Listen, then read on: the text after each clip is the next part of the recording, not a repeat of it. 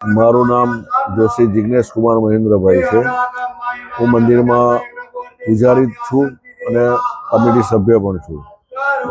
આજના પુણ્ય પવિત્ર દિવસ ચૈત્ર સુદ પૂનમ અને શનિવાર બહુ પવિત્ર દિવસ છે.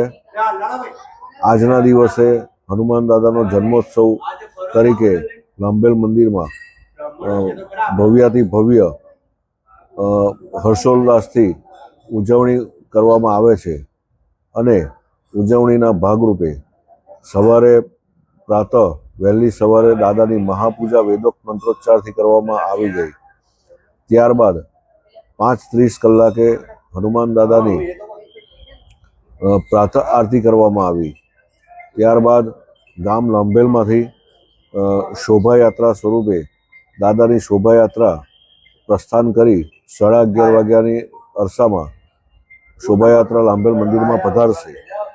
ત્યારબાદ 12 કલાકે હનુમાન દાદાની મહાઆરતીનું આયોજન કરવામાં આવેલ છે, જેમાં વિશાળ સમુદાયમાં ભક્તજનો લાભ લેવા પધારશે અને 12 વાગ્યા મહાઆરતી બાદ પ્રસાદીનું આયોજન કરવામાં આવ્યું છે. જે ભક્તો દર્શન કરવા આવે તમામ ભક્તો પ્રસાદીનો લાભ લઈ અને ધન્યતા અનુભવે છે.